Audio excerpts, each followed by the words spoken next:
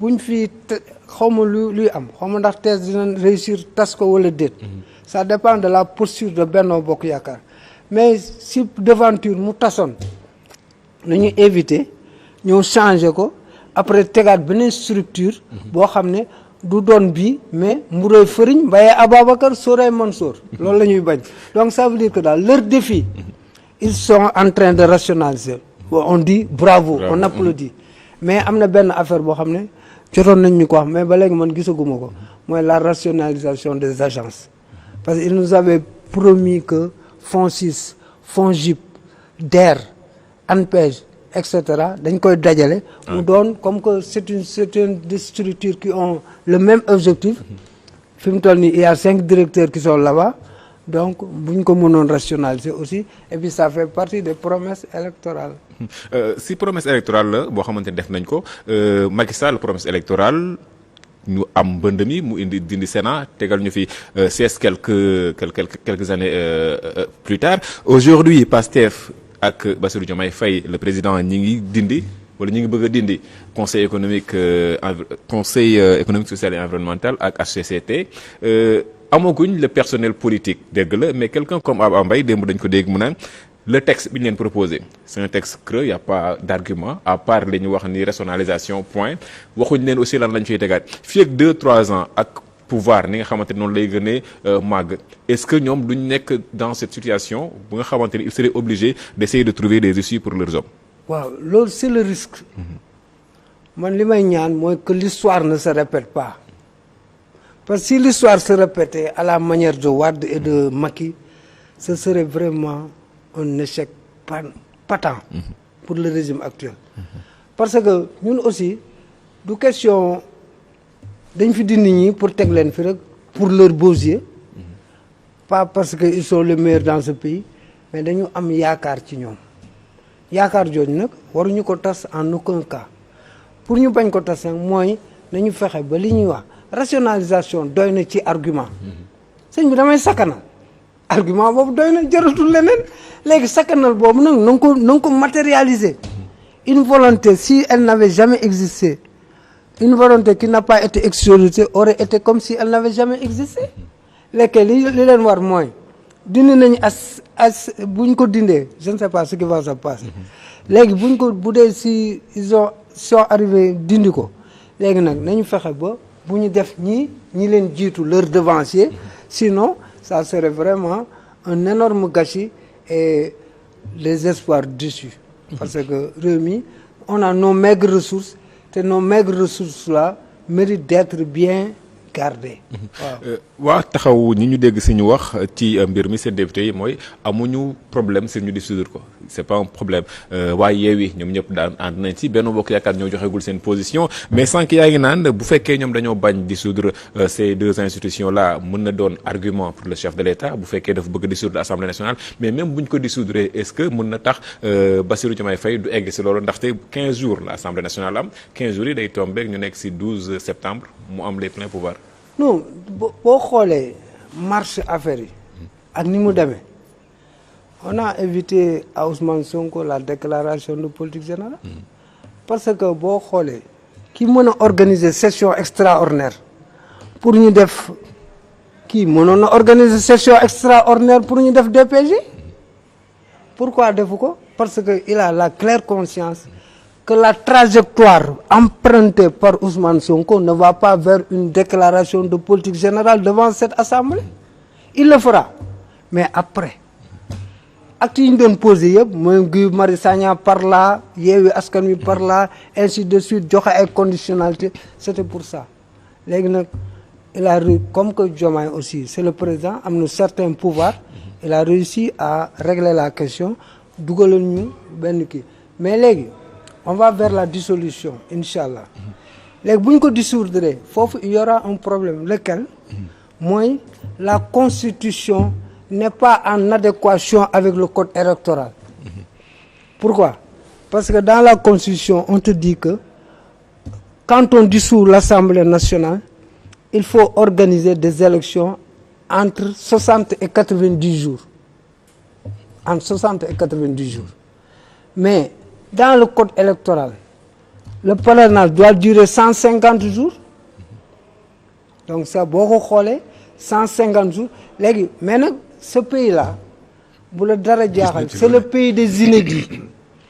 la présidentielle bi ñu weesu wane na ko war na ko parce que def nañ fi campagne électorale en 10 jours.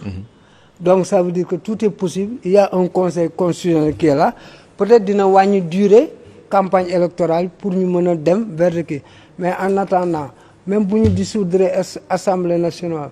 comment faire maintenant pour voter le budget de 2025 parce que au plus tard le budget doit être voté au 31 janvier. te nous sommes en septembre bientôt octobre nga dissoudre Assemblée nationale ainsi de il y a tellement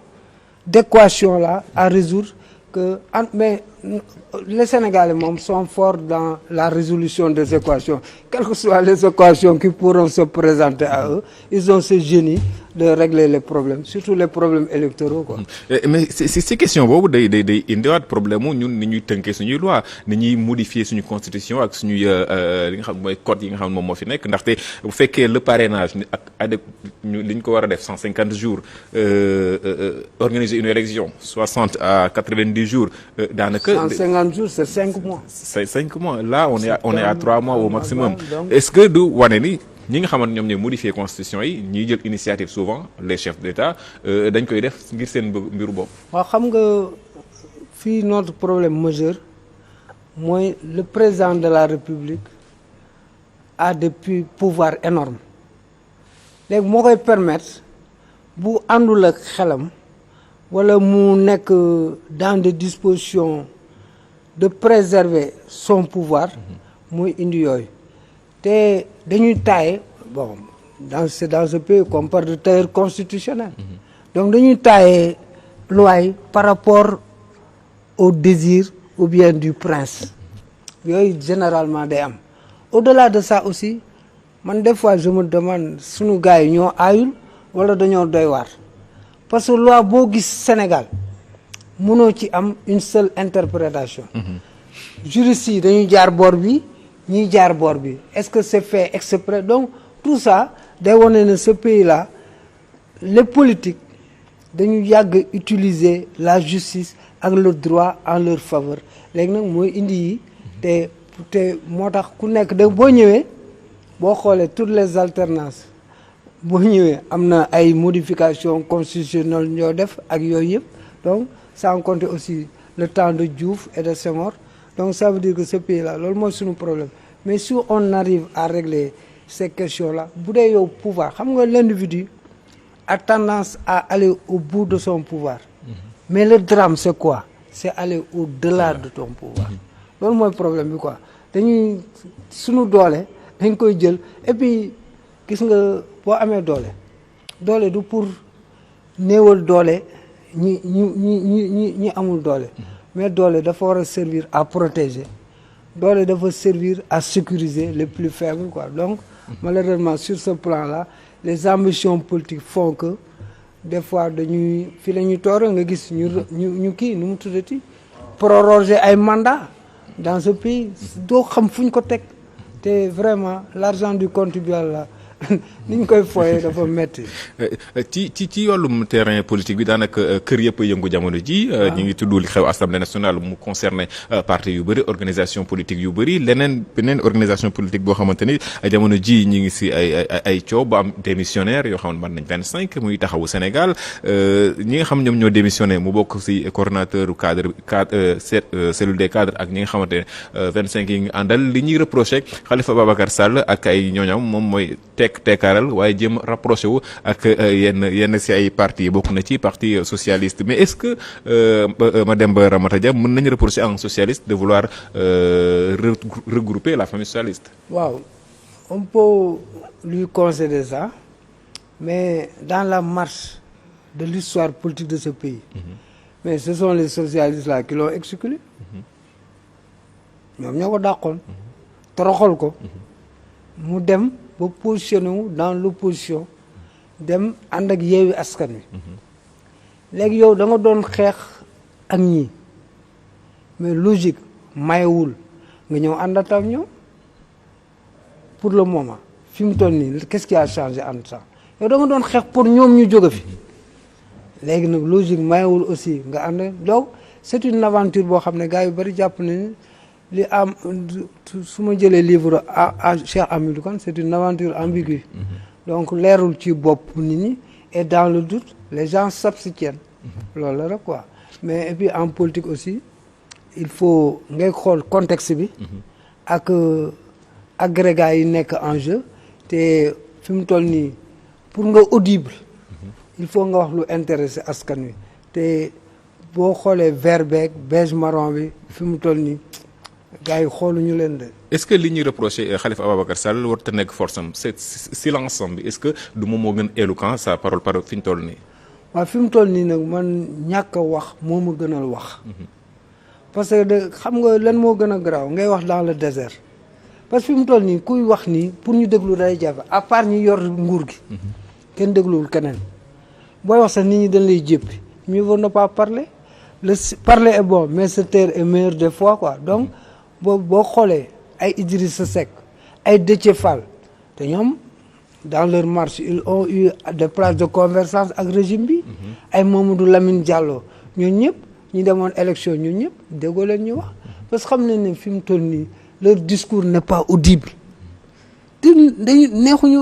kenn dégluwu leen tey wax dëgg yàlla prêcher dans le désert ku am jot moo koy def fekk àll boo xam ne kenn nekku fa. nga wër di wax rek loolu ku am jot a koy def waaye c'est une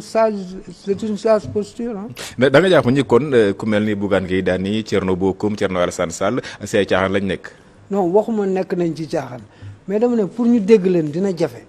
seetlu woo ñi ngi wax combien de chaque jour ñi ngi wax. est-ce que nit ñaa ngi leen dégg. tu te crées da ngay wax mais kenn dégluwu la. loolu mooy problème bi waxuma ne bu ñu wax de ku mu neex wax yow politiquement yaay xool sa stratégie bu la neex nga doxal ko kooku kenn du ko sañ tere te ensuite l'opposition c'est le dire mais man yàpp naa ne bu ma demee bay wax damay wax foo xam ne gars yi dinañ ma dégg mais bu dee damay wax te ñu bari dégluwuñ ma wala buñ may déglu aussi beneen kii lañ ciy am mais mën naa toog ba dajale ay éléments yoo xam ne doy na sëkk nga xam ne bu ma ko dóoree bal bi day dal. da nga jàpp ni dañoo teel a opposé wu. en tout cas nii ñuy opposé woo daal man bu doon man la damay xaar tuuti ba gën a am ay éléments yu gën a probants xaar gars yi ndax dinañ dévier de manière flagrante il y a des choses nag qu'on peut leur reprocher sur le plan des engagements sur le plan aussi des promesses am na ay affaires yoo xam ne tegoon nañ ko te defuñu ko yooyu tu peux leur dire ça mais de manière virulente là. mais est-ce qu'il n'est pas bon aussi ñu teel a xam ni y a des sentinelles yoo xam ne duñ leen seetaan bu dara amee dañuy génn wax ñooñu teel a positionné wane ni fas yéene nañu janoog